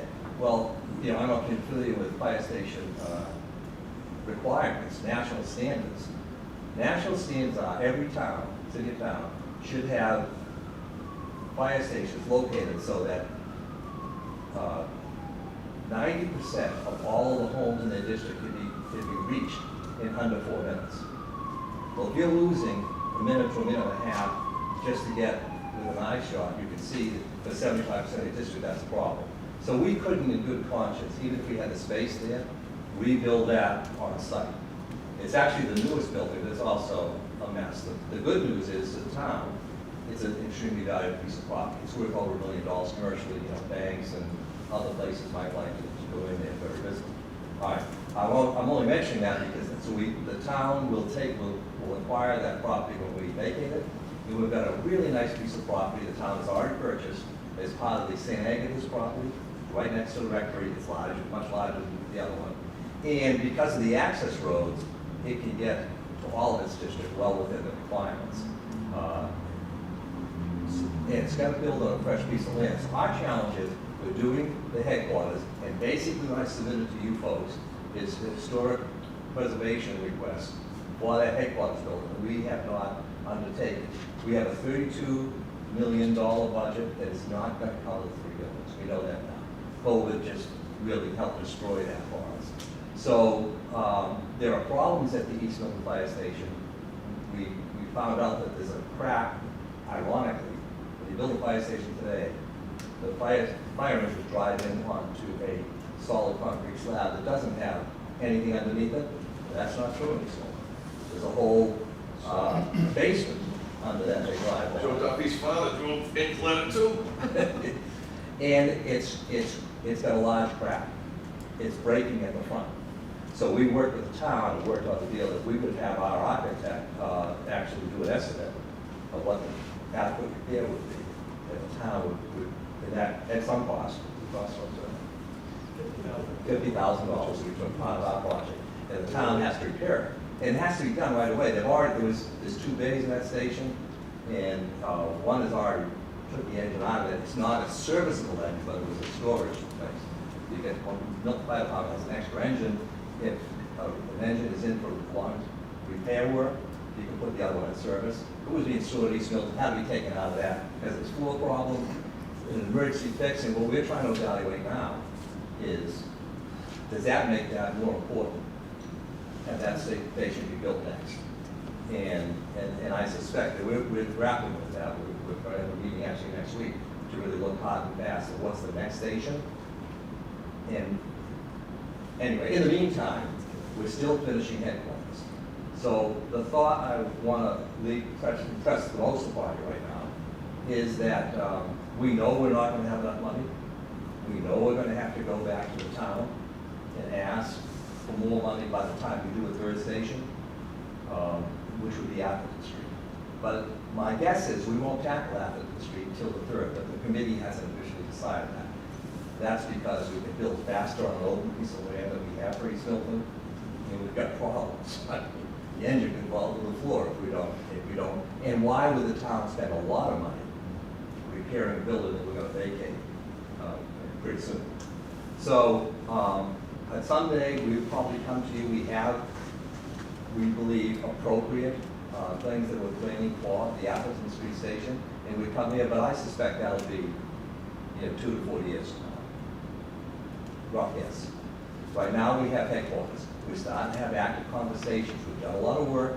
If you haven't seen it, you can drive back there. But it's really all the foundation, et cetera. Working with the Milton's Historic Commission, they really impressed upon us to try to adequately match the brick with the existing part of the building staying there. There's also this thing called the chemical building, which is like right next to it, of equal age. The building that we're not demolishing as part of the headquarters has a slate roof. So there's a lot of items that we agreed early on to include with the Milton headquarters.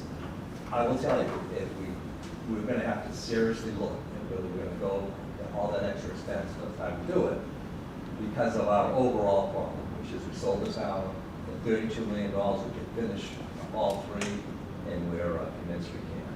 So, unfortunately, yeah, he didn't say. So, because we only have about 20 minutes left, Brian. Okay. You said a lot there. I think obviously you got the 3 projects. We're looking at one project, the central fire station. I guess I had a question for your architect. Is obviously the funds for the central station. Was any of this work in that budget when that went out? So this work wasn't included in that scope of work, or was it? So it's currently included in the construction bids that we've received. But what Brian's saying is that the town's currently considering whether that needs to be taken out of the contractor's contract in order to save money. So It's important. It's important. Can I interject a minute? Yeah. It's important. It's confusing, but there's some great clarity here. We said we're going to build 3 fire stations. That got funded by the town. We know now we cannot do that, right? So we're going to be good stewards with the town's money that we have and do the best that we can. But the best that we can is likely to include doing away with some of the frills, and we still have that opportunity.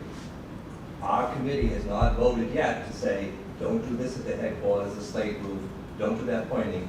But I think we have to be really careful here is that money was already, it went out, right? Like you have a contract for that work. And so I don't know legally, can we do this work? It was already agreed upon, right? And with the funding that you have. It's basically supplanting money. No, I don't think so. I don't see it that way at all. I don't think so. It's not a supplanting because it's the huge project, $32 million. I don't think and it was in the original discussion, as Brian said, that when the fire station came before town meeting and CPA came before town meeting, it was discussed right up front that was one of the reasons to pass the CPA was to use the funds for the fire station, for the historical elements of the fire station. you mentioned I something think very. it's definitely something that we just need to check on. But like, this was legally. this was something that was part of the, this is frequently done in cities and towns to use CPA funds for these kinds of projects, town halls, fire stations, all that sort of thing. And so there isn't, the supplanting would be if there was an actual construction contract for the entire money. But they do, they have an actual, They don't. That's what it's they in have. construction right now. Well, Yes, they have. the central is, but not Well, the rest. but this is for the central Right, avenue but I station. think it's in there but I think the funding for CPA was in the budget for the. I don't know is No, the we question, did- and we really need to, like, legal. This is incredibly important, I can't. Right. So, I apologize, I should have said it. We sold the town of the 32 million, okay? The only things we guaranteed as part of that was, first of all, the funding mechanism, which is critically important here. The funding mechanism is the town passed special legislation that said, as the retiring debt of the Milton Schools project and the Milton Library project start to decline over a number of years, instead of letting the interest decline, they froze the amount of interest, and the difference between this year's interest and what was frozen at 4 years ago is going to be put into a special purpose stabilization fund. And that's being used to fund the construction. The interesting thing is, it has to draw on a whole number of years before it starts really being substantial. And the select board, we made pitches to the select board and to town meeting that both included this point, that we need some startup funding, and they voted to put some startup funding for us so we could get the project started. And we also said that it would be hugely beneficial to let us to finish the commitment for the historic pieces of it if we could take advantage of your fund. So I think it's a great use of funds. I'm just curious to know legally what we can do, and I think we're not going to find that out tonight. I think, Okay. but in the next 2 weeks, I think we'll have to figure that out. We'll have to ask, town council or whatever to look at this, look more into it for us. It's a huge amount of money, and like I said, there's also potential for bonding and et cetera for it. I think it's a good opportunity to use it if we don't get past that. If there's not that legal hiccup for future fire stations like Atherton, which we know is going to be a lot more money in funding. At least the CPC now is in progress. At the time when you were doing all this, we just weren't ready either. So I hope, my hope is that for some reason that we can go ahead and look at doing this, but I think we just need to look legally what we can do. But thank you. Does anyone else have any questions? It seems to me that a lot of these repairs are very similar to the town lockup repairs. Is there a way to combine these projects? Well, so that's another question. So And use the same contractor? I guess I'd have to go to the town council. Well, I was wondering if you were thinking about even like, you could potentially bond two projects. Use the same and use the contractor. same, and do it all. I mean, on the RFP, cite both projects. Yeah. You could do that. You could. No, you could. So we pull the work out of our contract, town will get a credit, and then, town would do the work under a separate contract. I will say, and this is interesting, because it makes this even interesting. The contractor that had the winning bid for the headquarters It's the same contractor that did this building. I gotta tell you, we were thrilled Yeah. that they were the low bidder, because we felt they did a really good quality job. That there may be some workaround like that, like can you pull that out of your project and put it off to another We'd be project, so that by the happy to time we fund it, it's clean and We'd be happy to look into that and work on that. Just one more question, I know we're running out of time. Functionally, how does the old fire station relate to the new fire station? So the way the project was designed, knowing that space is a premium up there and we wanted to maintain as much of the open space as possible, we worked with the historic committee to remove the more newer part of that old fire station. There's an addition that was built in the 80s that has extra bays off the sides of the original 1800s firehouse. So that piece is going to be removed in a later phase of work. They've actually already cut off the back little part of it. That area will serve as the new entry plaza for the new fire headquarters, and the existing firehouse, the old original firehouse, will be restored fully around its exterior. So there's large openings that have to be bricked over. But functionally, how does it relate to the program? So programmatically, the old firehouse will be able to be used by the fire department as a training and meeting space, but that space will, on first floor, that space will be converted with some interior renovations. There'll be some bathrooms made out of the existing fire offices, and there's one bay around. And there'll be a large meeting space, and that'll be able to be used for fire purposes, but it'll also be a reservable meeting room, just like this space right now, for town usage. The functional space, though, key, we have X amount of bays in every one of the buildings, right? We've added a full functional bay to the headquarters. And so it can actually house more equipment than it does today. I don't know if that you were looking at that.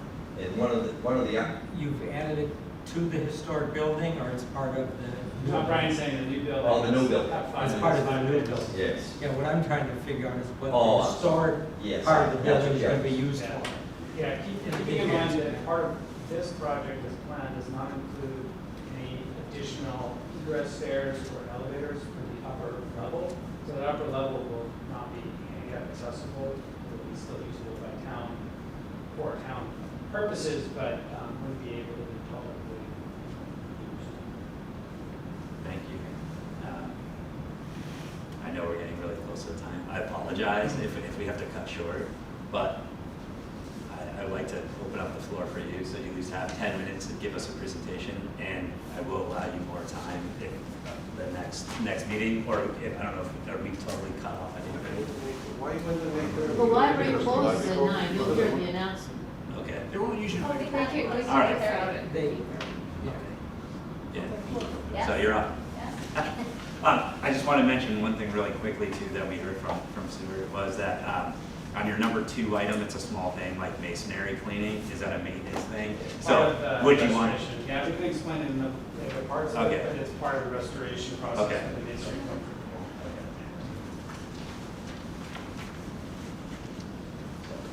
Are you able to access the bundle for me? Yeah. So my presentation is kind of evolved as I've heard everyone else's. I can certainly relate to the lockup, and I was actually very interested to learn that you can analyze the slate on the roof.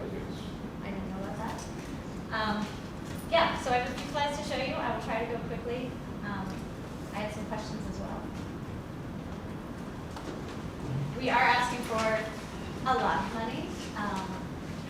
In our application, we asked for $1 million over 3 years, so $1 million bond over 3 years. Where am I? USB drive. It's this one.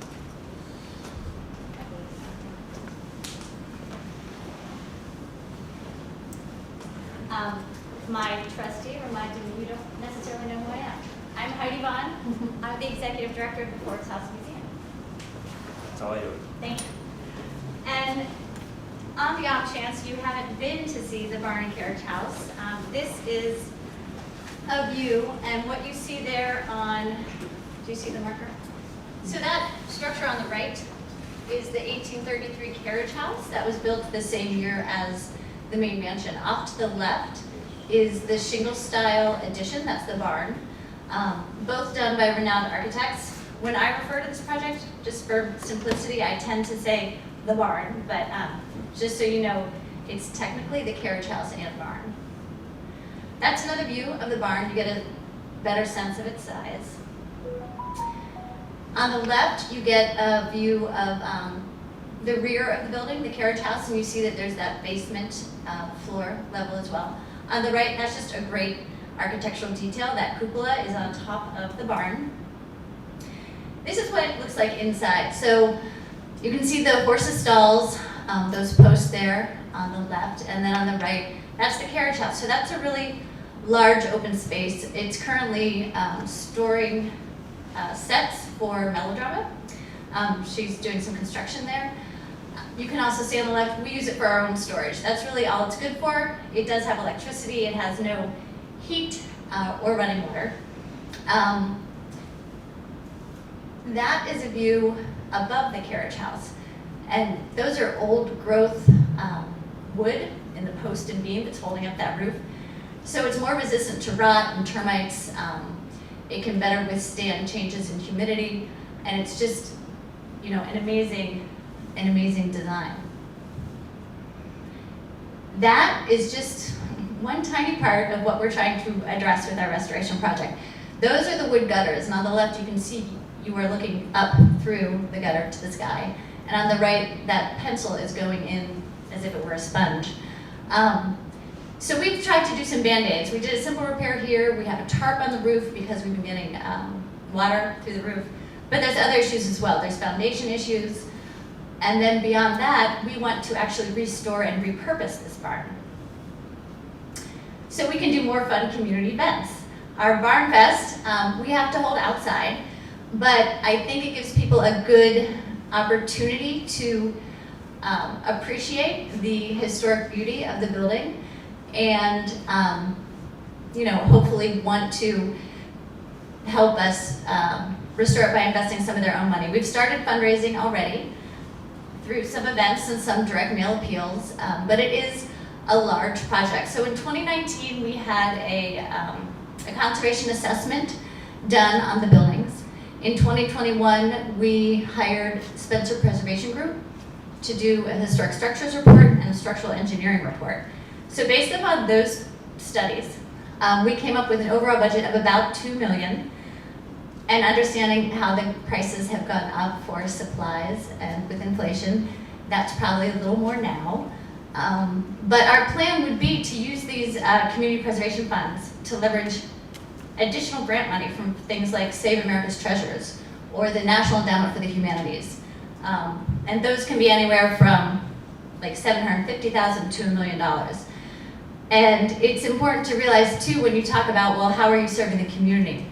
We partner with so many organizations in the community, other historic sites like the Wakefield and the Eustis, the Milton Public Schools, the Milton Coalition, the Milton Public Library, Courageous Conversations Toward Racial Justice, the trustees for the reservations.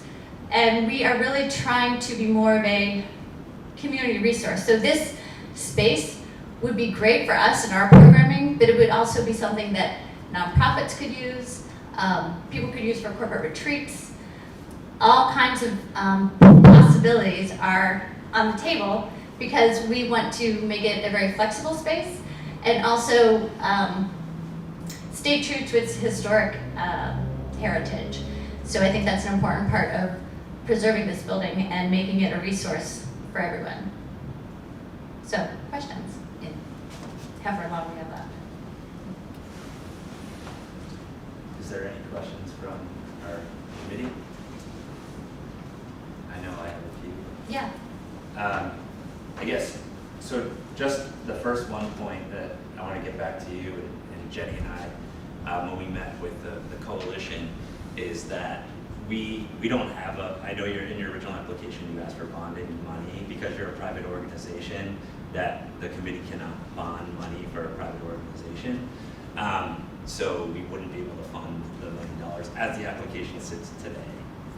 So that's just some feedback for you. Wait, can I just check on that?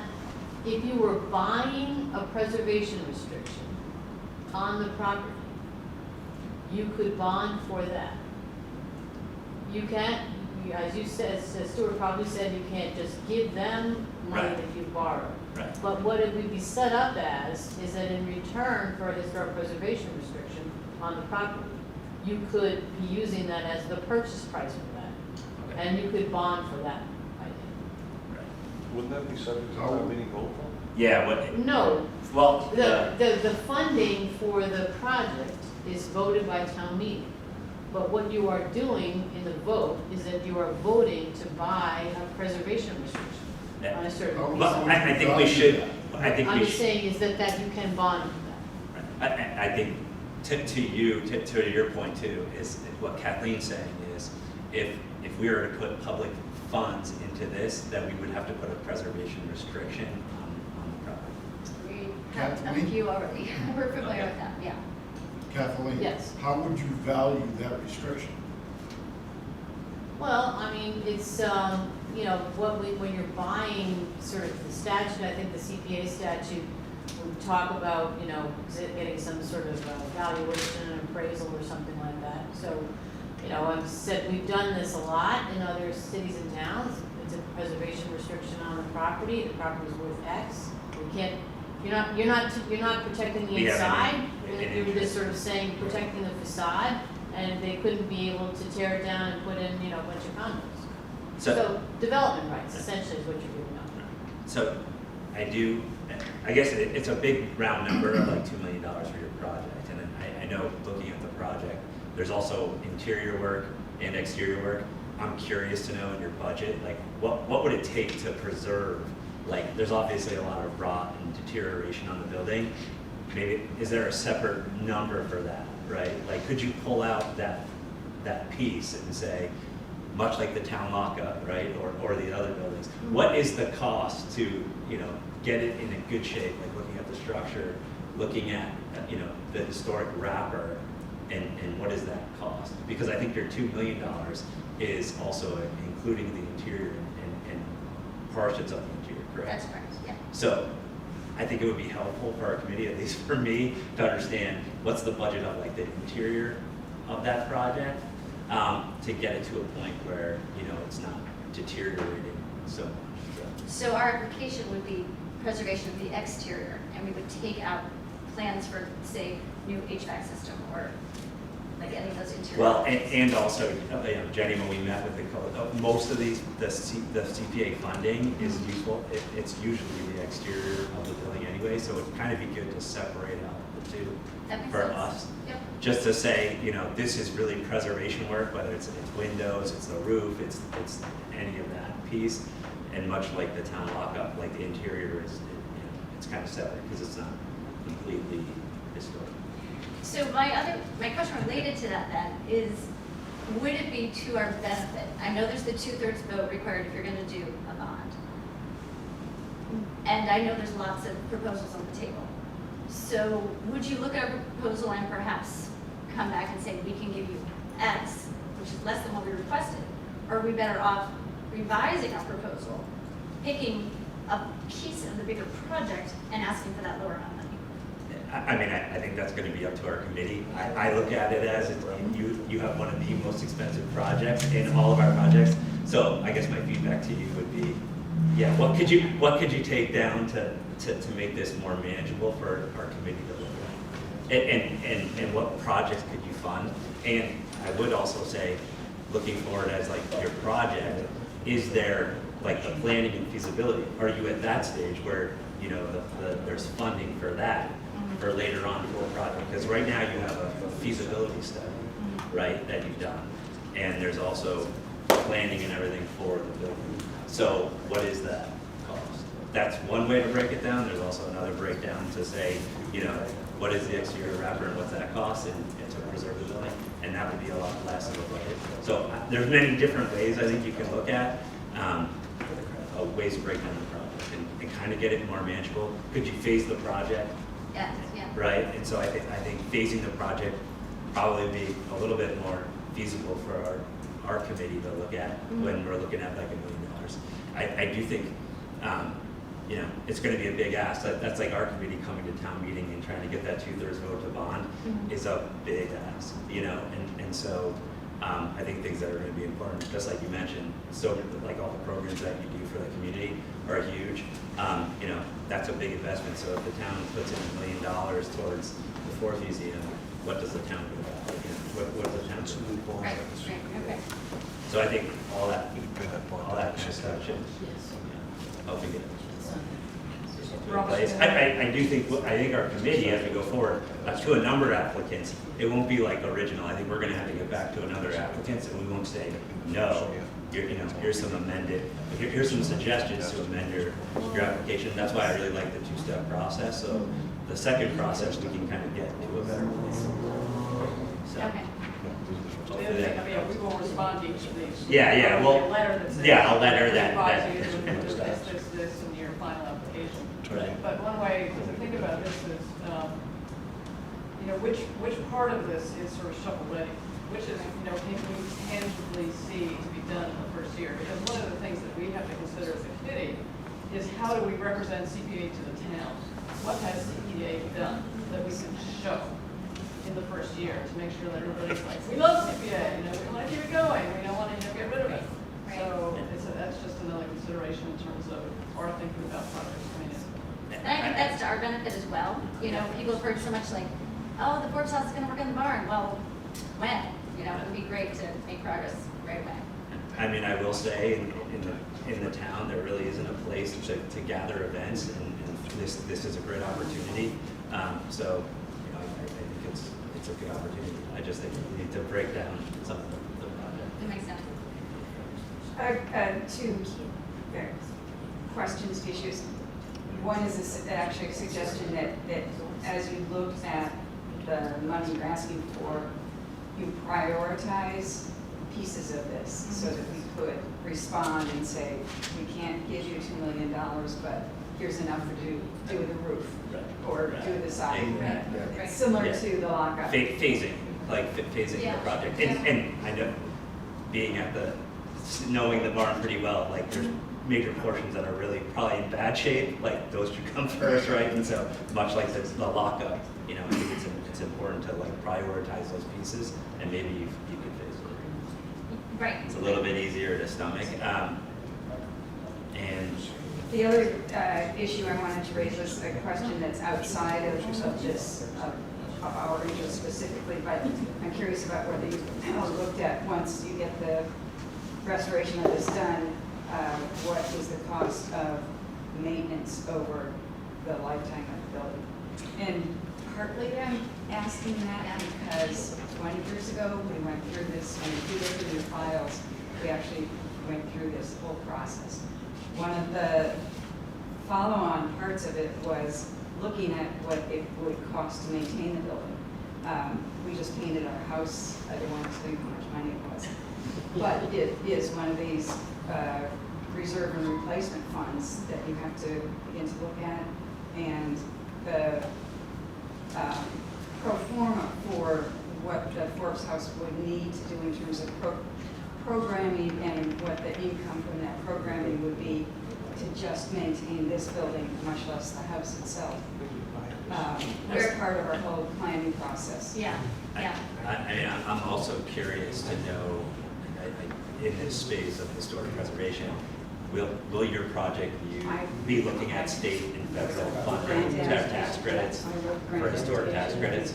Yes, we will. And I know Linda used to be on the board of the Forbes House, so this is something that the board has gone back to like every 10 or 20 years to talk about this space. And we do see it, you know, being a source of earned income for the state. So, you know, being able to use it for weddings, for example, like the Eustace Estate does, not all the time, maybe 6 to 8 times a year, but that's a huge source of income for historic properties that we aren't really able to provide because we don't really have an interior space that's limited to, you know, warmer months and the limitations of our outdoor property. But we are definitely talking about the long-term maintenance requirements and the costs. You know, we're talking about building our endowment. There's all kinds of pieces to this because it's complicated, but we are thinking very long-term that it's gonna take a lot to get it going and then keep it going, but you're committed to that, yeah. I only bring it up because we were just saying, we went through this 20 years ago. But I think the bottom line is that we would like to see it preserved and restored and usable. Great, thank you. Thank you. Can I just take this right now? Oh, yeah, Anything you else can I just need to pull do? it out. Okay. I think that's it for our applicants. We will be meeting again in 2 weeks, and I believe that's at the town hall. And in the basement, our committee will be there. Hopefully, we'll have all 9 of us.